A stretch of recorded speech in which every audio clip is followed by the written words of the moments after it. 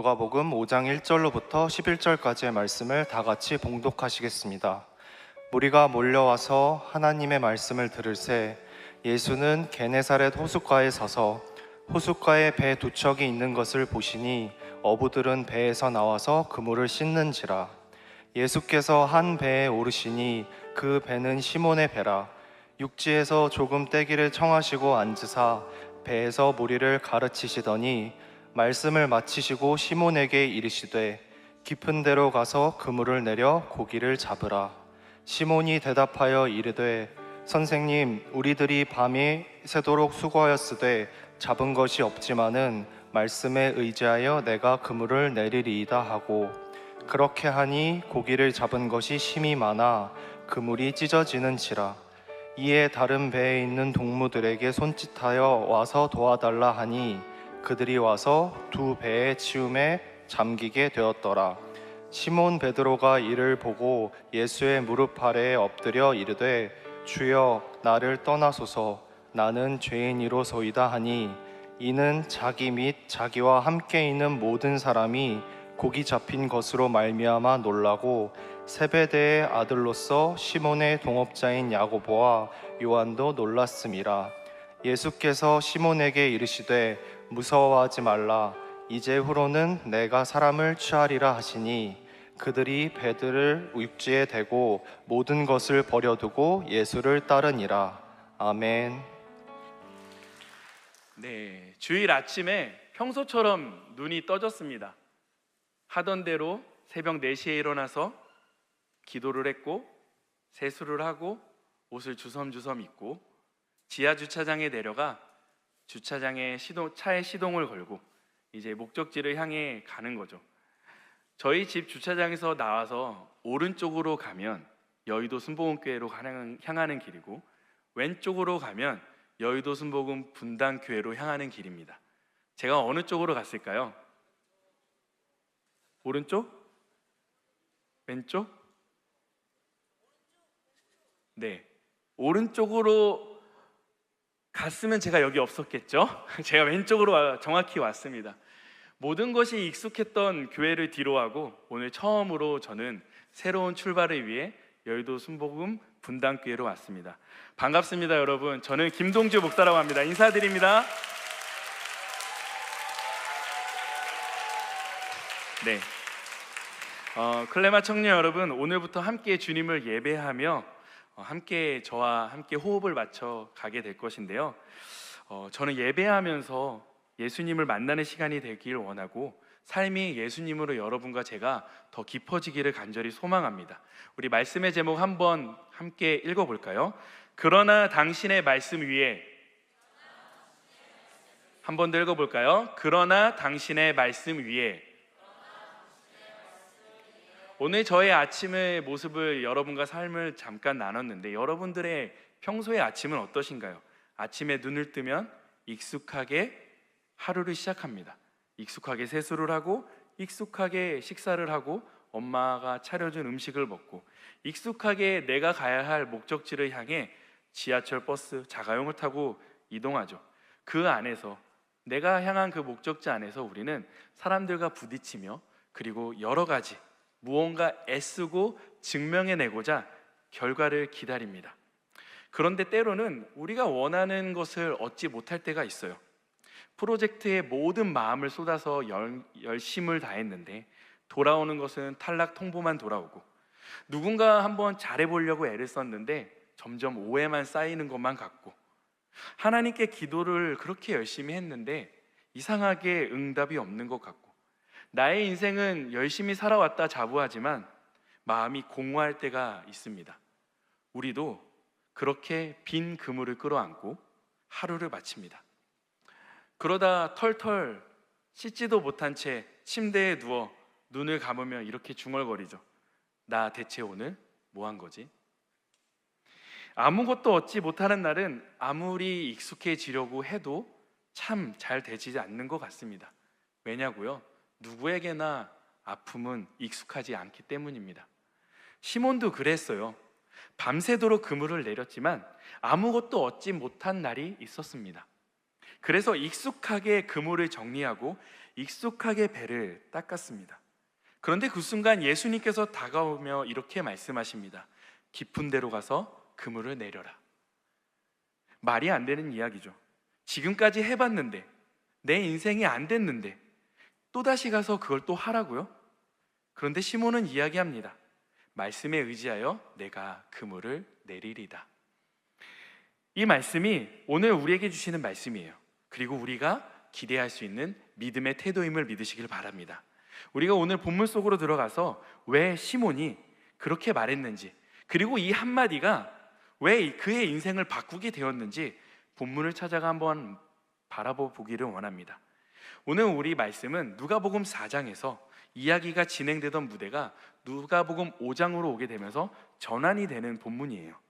갈릴리 여러 회당에서 전도하시고 말씀하셨던 예수께서 병자도 고치시고 그러셨던 예수님이 게네사렛 호숫가로 가셔서 말씀하십니다. 그러자 온 동네 사람들이 예수님을 애워싸기 시작하는 거예요. 그들은 예수님의 입술에서 나오는 하나님의 나라의 복음에 대한 것이 더 깊이 알고 싶었습니다.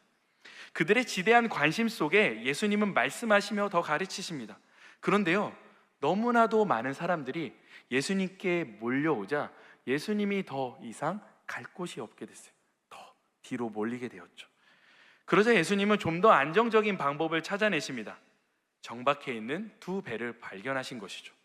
그 배는 밤새 조업을 마치고 선주로 보이는 어부 2명이 그물을 정비하고 있었습니다. 어부들은 그 다음날 조업을 위해 준비하며 하루를 마감하려고 했던 것이죠. 그러나 그들의 손은 너무나도 무거웠어요. 밤새 조업을 진행했지만 얻은 소득은 하나도 없었습니다. 노력의 헛수고를 맛보게 된 것이죠. 내가 원하는 것을 위해 최선을 다해 왔는데 실패를 맛보는 건 참 어렵습니다. 아무리 열심히 해도 올라갈 수 없는 세상의 유리창 같은 벽들이 나를 감싸고만 있는 것 같아요. 하나님은 공의하신데 왜 내가 보는 세상은 왜 이렇게 불의해 보이는지 모르겠습니다. 회사 생활은 날이 갈수록 어렵고 학교에서의 경쟁은 더욱더 치열하며 교회 안에서 봉사를 해도 마음은 계속 공허한 것만 같습니다. 그저 내 시간만 소진하는 것 같아요. 세월을 낭비하고 있다는 생각마저도 듭니다. 차라리 믿지 않는 세상들 친구들처럼 그냥 돈이나 실컷 벌어서 원하는 여행이나 실컷 떠나고 싶다는 마음마저 듭니다. 어찌 보면 우리도 밤새 작업을 하고 난 뒤 다음날 어쩔 수 없이 출근해야 하듯 그물을 정리하고 있는 어부들과 같은 모습과 별반 다르지 않는 것 같습니다. 모두가 한탄하고 있던 그때 예수님의 행보가 특별하게 다가옵니다. 그분은 그 배에 오르십니다. 그리고 그 배를 육지에서 조금 떼어두라 말씀하십니다. 이제 예수님은 무리로 인해 배에서부터 분리가 되는 거죠. 무리와 배가 분리되어집니다. 예수님과 가까이 있는 사람은 이제 누구예요? 무리가 아니라 그 배의 선주가 되었던 베드로, 시몬밖에 없습니다. 말씀 속의 누가는 무리의 시간 속에서 이제는 제자의 시간으로 예수님의 자리를 바꿔가며 그의 시선을 옮겨가고 있는 것을 보게 됩니다. 아무것도 없는 빈 배였습니다. 그런데 예수님께서 들어와 앉으심으로 그 배는 예수님이 탄 배가 되는 거예요.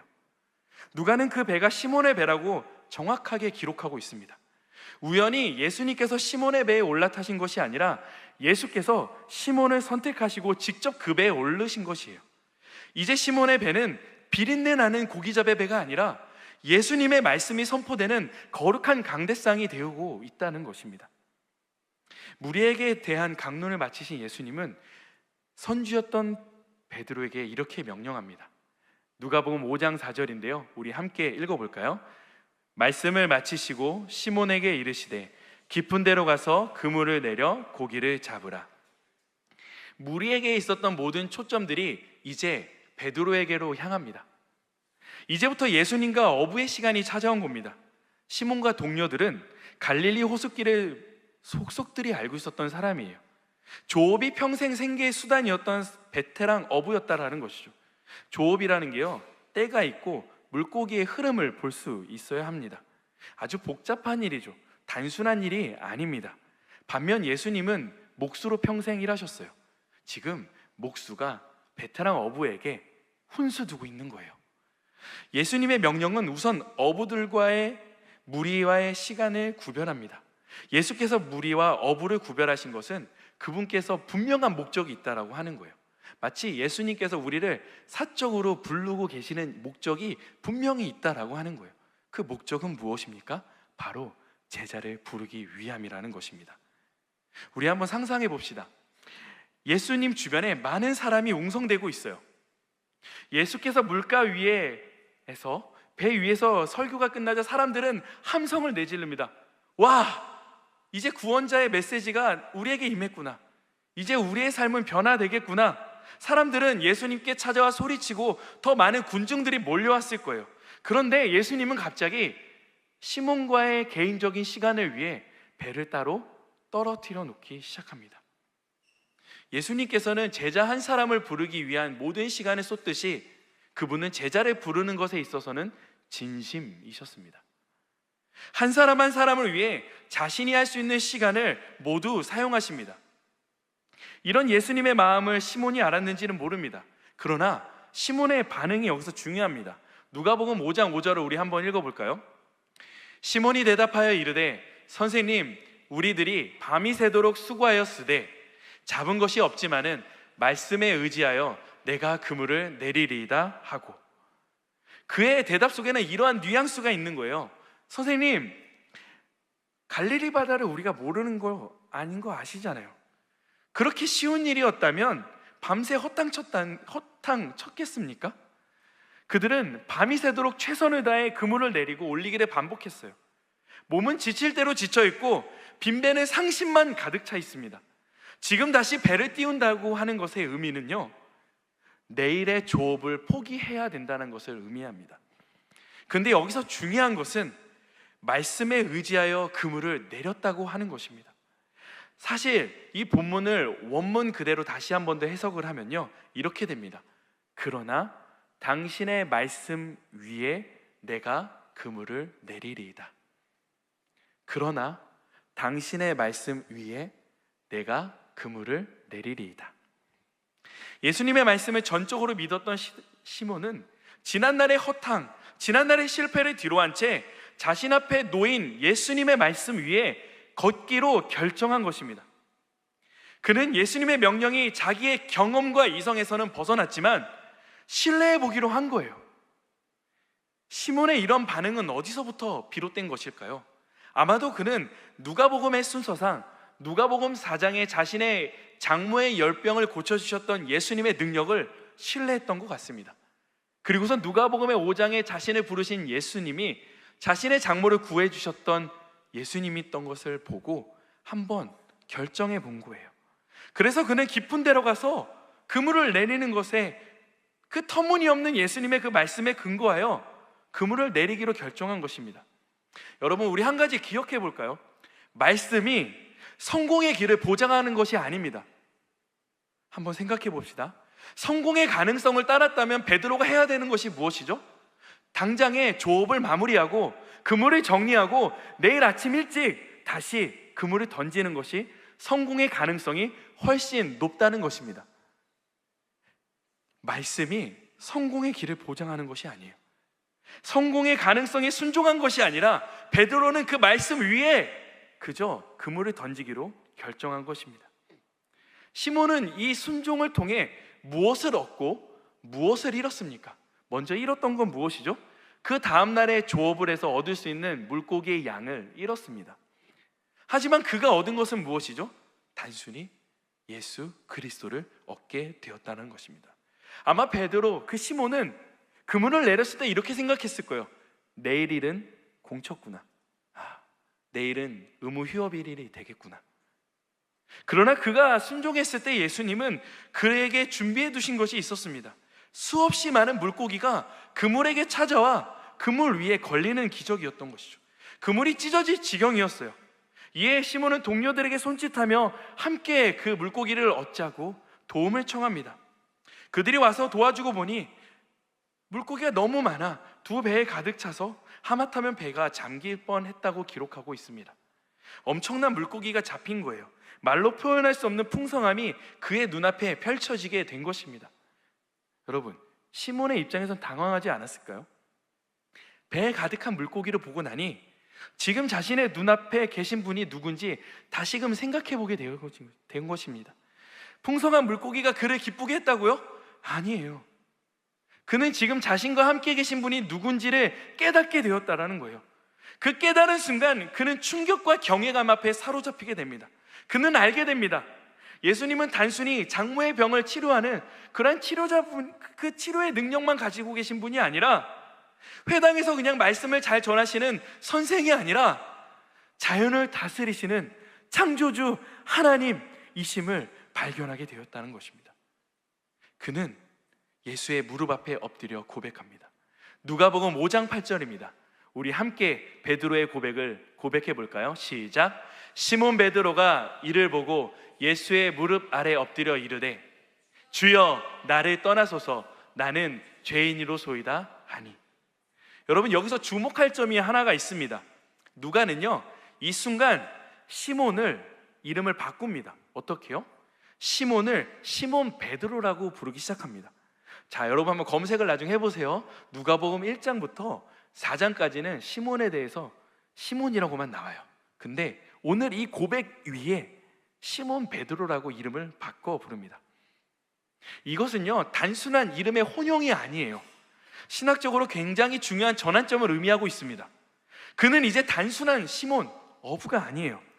죄인으로서 주님의 거룩함 앞에 무릎 꿇은 사람, 예수의 부르심을 받아 새로운 사명 앞에 나아갈 사람, 사람을 낳는 어부로 부르신 예수님 앞에 제자 베드로로 변화되는 순간이라는 것입니다. 마치 이런 거예요.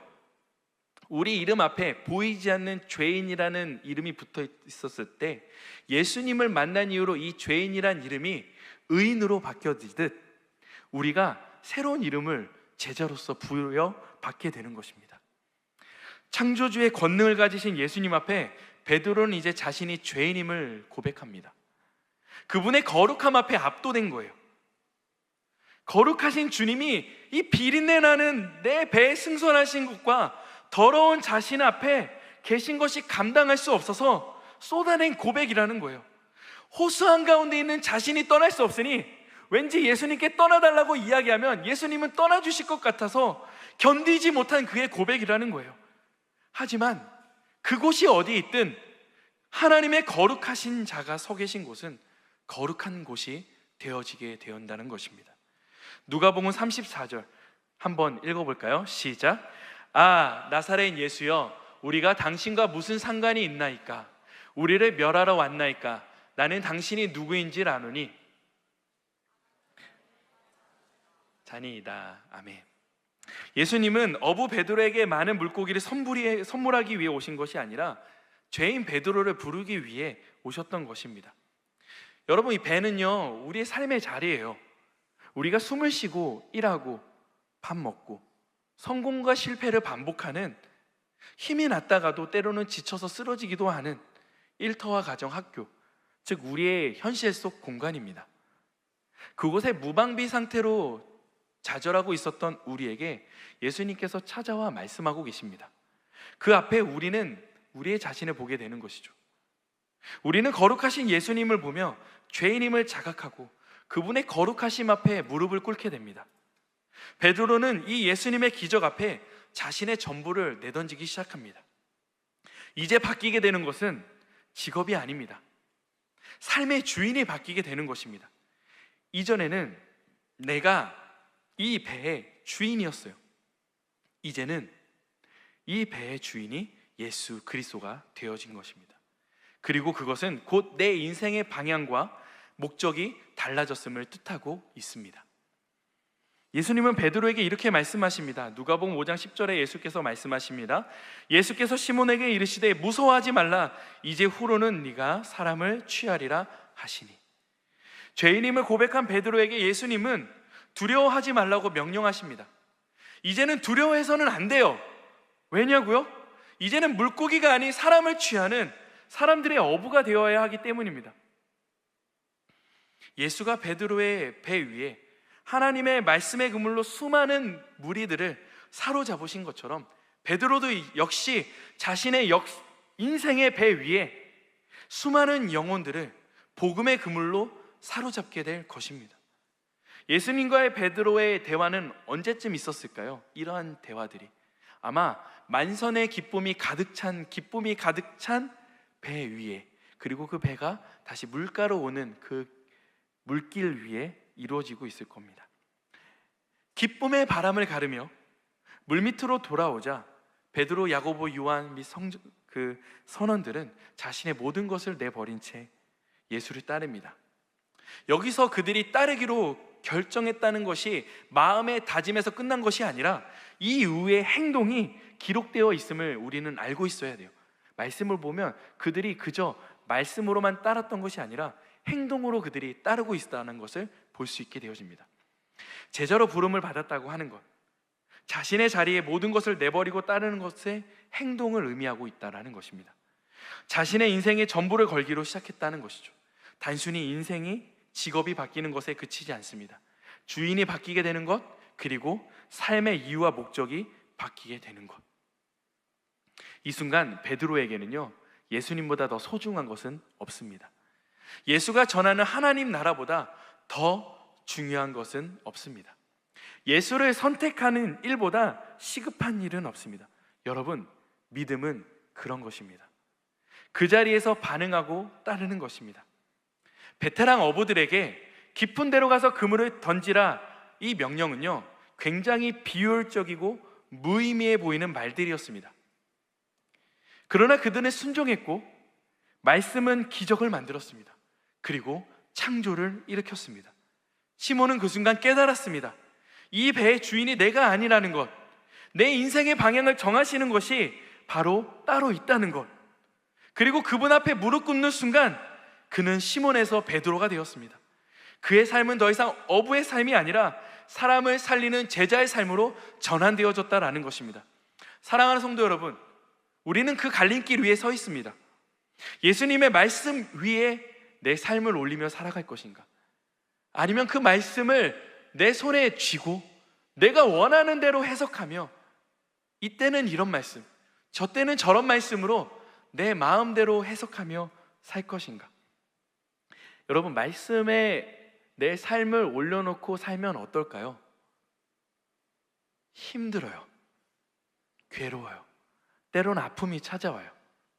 하지만요, 그렇게 살아보니까 진짜 자유가 있더라고요. 한번 살아보셨으면 좋겠어요. 왜냐고요? 사람이 두렵지 않고 오히려 예수님이 두려운 진짜 자유의 삶이 우리 앞에 펼쳐지기 때문입니다. 이곳에 진짜 부르심이 있어요. 오늘도 주님은 우리에게 묻고 계십니다. 나를 따르겠니? 지금 이 자리에서 내가 걱정하고 있는 그 모든 것을 버려두고 나를 따르겠니? 지금 여러분의 인생이란 배 위에 누가 타고 있습니까? 우리가 고백할 때예요. 아무리 내 이성으로는 말씀이 내가 이해되진 않지만, 그게 답이 아닌 것 같이 보이지만 말씀의 제목처럼 고백할 수 있어야 된다라는 것입니다. 그러나 당신의 말씀 위에 그물을 내리리이다. 아멘이신가요? 오늘 말씀을 한 줄로 정리해 보기를 원합니다. 말씀은 이해가 아닌 순종으로 경험되고 그 순종 위에 우리는 시몬에서 베드로로 변화된다. 한 번 더 말씀드릴게요. 말씀은 이해가 아닌 순종으로 경험되어지고, 그리고 그 순종 위에 우리는 시몬에서 베드로로 변화된다. 이 사실 앞에 우리가 반응하며 찬양했으면 좋겠습니다. 여러분, 오늘 우리에게 주신 이 말씀들을 한번 생각해 볼까요? 예수님은 우리에게 늘 부르고 계세요. 부르시는 주님 앞에 우리는 어떻게 반응하고 있습니까? 주님, 아닌 것 같아요. 주님, 아무리 이 말씀이 주님이 하신 말씀이라도 내가 경험되어진 나의 삶 속에는 그건 좀 아닌 것 같은데요. 그동안 나의 삶에 경험되어졌던 것을 너무 믿지는 않았습니까? 예수님은 분명히 그물을 내리라고 하고 있는데 나는 계산하고 있지는 않았습니까? 오늘 그물을 내리면 나는 내일 조업을 포기해야 되는데, 내일 내 자식들은 뭘 먹고 살지? 오늘 나는 예배를 드리는데 오늘 내가 예배를 드리지 않고 공부를 해야 되지 않나? 한번 고민해 봤으면 좋겠습니다. 그리고 오늘 이 시간 우리가 주님 앞에 믿음으로 결단하며 이 찬양을 올려드렸으면 좋겠습니다. 주님 말씀하시면 우리 함께 찬양합니다.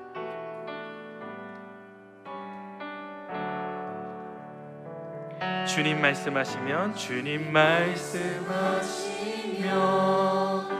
내가 나가리다. 주님 뜻이 아니면 내가 멈춰서리다. 나의 가고 서는 것 주님 뜻에 있으니 오 주님 나를 이끄소서. 주님 말씀하시면, 주님 말씀하시면 내가 나가리다. 주님 뜻이 아니면 내가 멈춰서리다. 나의 가고 서는 것 주님 뜻에 있으니 오 주님 나를 이끄소서. 뜻하신 그곳에, 뜻하신 그곳에 나 있기 원합니다. 이끄시는 대로 순종하며 살리니 연약한 내 영혼 통하여 일하소서. 주님 나라와 그 뜻을 위하여 뜻하신 그곳에, 뜻하신 그곳에 나 있기 원합니다. 이끄시는 대로 순종하며 살리니 연약한 내 영혼 통하여 일하소서. 주님 나라와 그 뜻을 위하여 오 주님 나를 이끄소서. 오 주님 나를 이끄소서. 오 주님 나를 이끄소서. 오 주님 나를 이끄소서. 우리 이 시간에는 결단하는 마음으로 자리에서 일어나 함께 찬양하기를 원합니다. 하나님, 주님의 말씀 앞에 그 말씀 위에 우리가 살아가기를 원합니다. 그 말씀을 쥐락펴락하는 인생이 아니라 그 말씀 위에 내 인생을 걸어가는 귀한 우리 클레마 대학 청년부 되어지게 하여 주시옵소서. 이 시간 결단하는 마음으로 이 시간 찬양할 때 주님께서 우리에게 주시는 말씀들로 채워져 가기를 원합니다. 이 시간 말씀을 생각하시며 한 번 더 주님 앞에 찬양하며 나아갑니다. 주님 말씀하시면, 주님 말씀하시면 내가 나가리다. 주님 뜻이 아니면 내가 멈춰서리다. 나의 가고 서는 것 주님 뜻에 있으니 오 주님 나를 이끄소서. 주님 말씀하시면, 주님 말씀하시면 내가 나가리다. 주님 뜻이 아니면 내가 멈춰서리다. 나의 가고 서는 것 주님 뜻에 있으니 오 주님 나를 이끄소서. 뜻하신 그곳에, 뜻하신 그곳에 나 있기 원합니다. 이끄시는 대로 순종하며 살리니 연약한 내 영혼 통하여 일하소서. 주님 나라와 그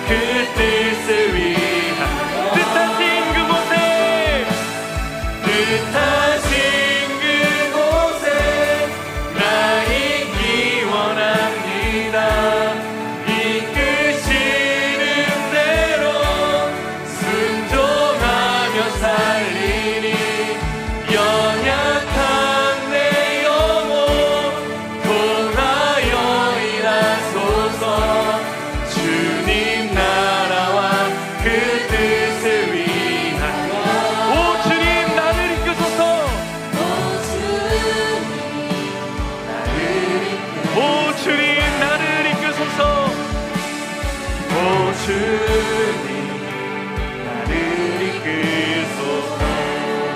실패의 빈배 위에 있었던 우리의 인생이 아니라 그 배 위에 예수님께서 타고 계시다면 그 배는 예수님의 거룩한 강대상이 되며 그 배는 예수님께서 항해하시는 항해자의 인생이 되어집니다. 여러분, 그 말씀 위에 여러분의 인생을 함께 걸어보기를 소망합니다.